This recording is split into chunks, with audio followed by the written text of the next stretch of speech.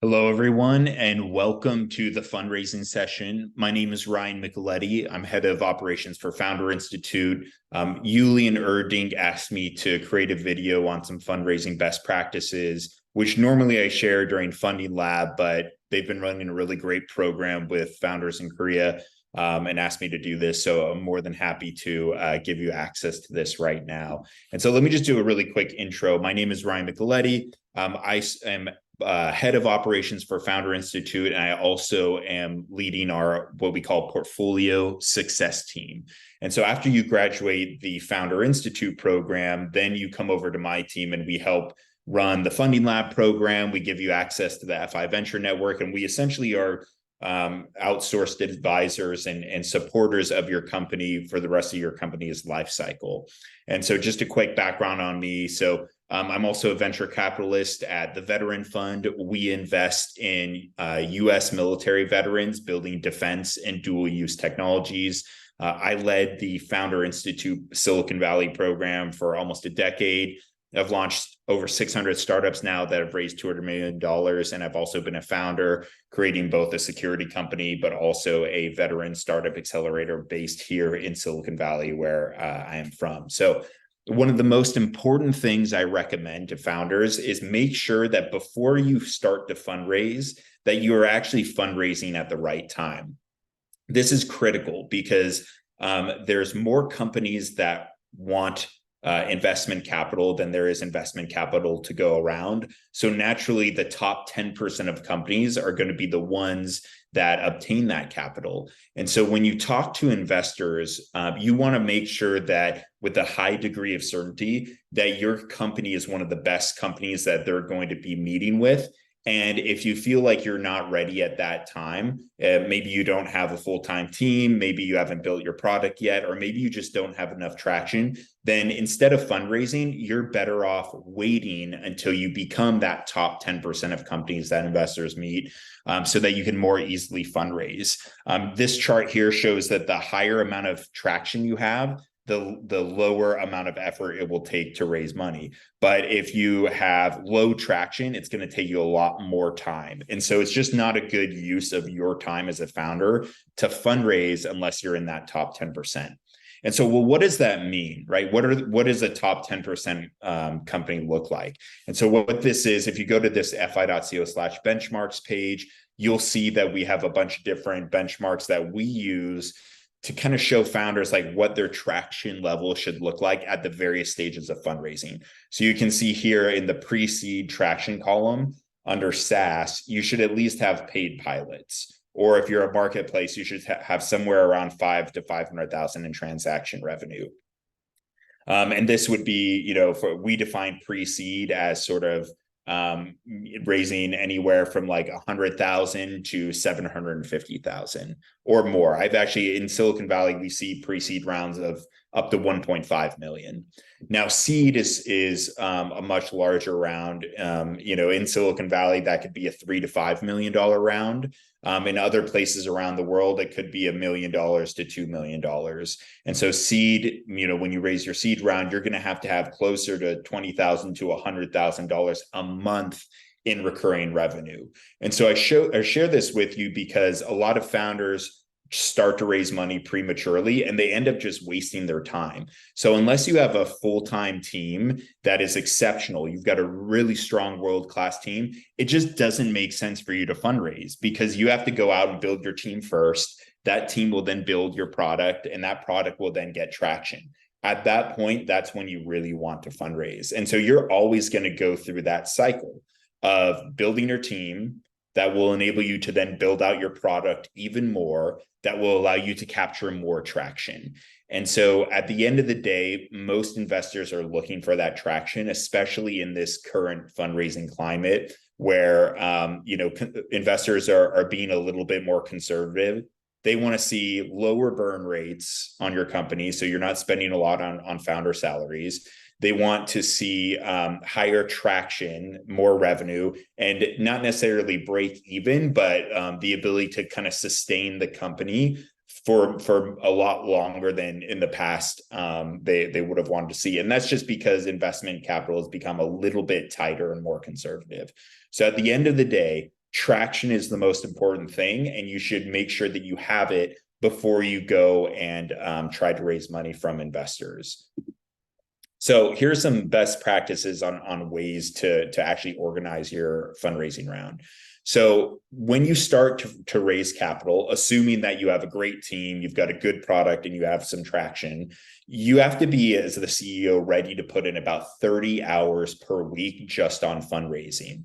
So what that means is that you need to have a team that you can outsource some of your business development or traction work to, while you're focused on fundraising. And so that's another reason why it's important to have the team, because the investors aren't going to fund you right away. They're going to want to talk to you over the period of 3 to 6 months, and unless you keep making progress every time you talk with those investors, then it's going to be a red flag for them. So you always need to make sure that your company is growing. You're always releasing new product. You're always increasing your traction every single time you talk to those investors, because that's going to show momentum. And that momentum is going to be what you use to help close that round of funding. And so one thing that you should do before you start fundraising is plan your traction milestones over the next 6 months, and make sure your team is aligned and ready to take over owning that part of the business while you focus as the CEO on fundraising. A big piece of this, and we go over this in our Head Start to Funding Lab program. Many of you who graduate and you're going to go into being an official Founder Institute alumni, you'll get access to this Head Start program, which is part of the curriculum that we give you for Funding Lab. And our next Funding Lab program is coming up in January. So for those of you who graduate, you'll be able to access that if you're ready for funding. You can find out more by going to fi.co/funding lab. But before you do anything, before you meet with investors, before you do any of that, you have to know your network, organize it, and build out your processes for outreach.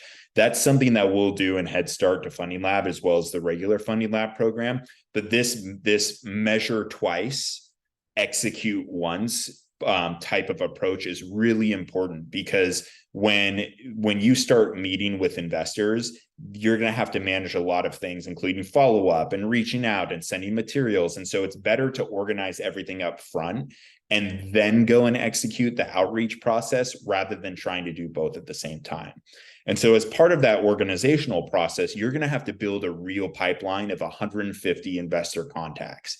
Now, Korea is a little bit of a trickier market. It's more conservative, and there might not be quite as much investment capital. That said, investors are everywhere still. They might not identify as angel investors or venture capitalists, but you can certainly find investor contacts in your region.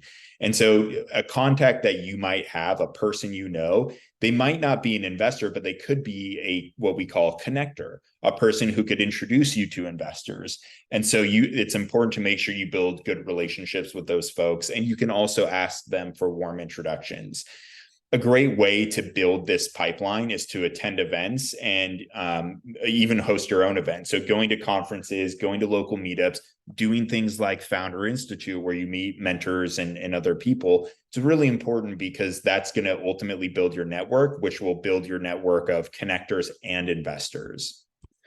And then the most important piece of that is, once you build that pipeline and you do your initial meetings or initial outreach, it's critical to follow up. And this is where I see a lot of founders fail. Either someone doesn't reply back to their email, or they don't have the right organizational processes to track everything, such as a CRM or a spreadsheet, they forget to follow up with investors. It could take 3 to 5 follow-ups to really get in front of them and get on their calendar. So it's important that you're able to do that appropriately. Ultimately, you're going to pitch over 100 investors to close your round, and it might take 2 or 3 emails to set up the meeting or to get a follow-up response. And so that follow-up practice of managing that pipeline is super, super important. And so that persistence will ultimately lead to success. You want to have the mentality of, I'm going to follow up 10 times or until I get a no, but you also want to balance that with also not being annoying. Investors don't like that. So be respectful, do moderate follow-ups, make sure that you're courteous, But at the end of the day, like, you want to make sure you drive each person to conclusion. And so what you're seeing here, this chart of bubbles below, is what the fundraising process looks like. And so you can see that, each of these circles is a meeting. So the little circles, this one's like a dead end down here, but the big ones are the ones that actually were people who wrote checks. So you can see here that, like, meeting with someone and then getting a connector intro can lead to money, but it could also lead to a lot of no's. So you have to be prepared to get a lot of no's when you're going through this process. The other piece I want to emphasize here is you really want to be able to demonstrate your conviction. Investors fund founders that demonstrate confidence and founders that they also like working with.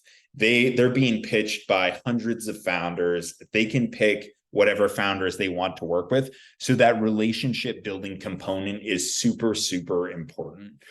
So don't forget about that. And a big piece of demonstrating this conviction and this confidence is really tying your startup to your life's purpose. You want to have not only a great pitch deck, but a really strong story and narrative around the reason why you're building that business, because the investors know it's going to get really hard for you. And what they want to see is that the founder who's building this, like, it really is their masterpiece or their life's work, because they're not going to give up on that when things get really hard. And so, it's important to have a great narrative around why you started the company, what was the origin story, and why is this so important to you that you're willing to make the sacrifices necessary to make it a successful business. And then, at the end of the day, you're going to win the game with good traction, but you also need to focus on building those relationships. And so having, confidence in the pitch, being courteous with investors, and having that strong conviction is really, really important. So think about it like this. When you send your pitch deck to an investor, they're going to look at, your traction and the market and all of the things that we've taught you at Founder Institute to talk about in your pitch deck.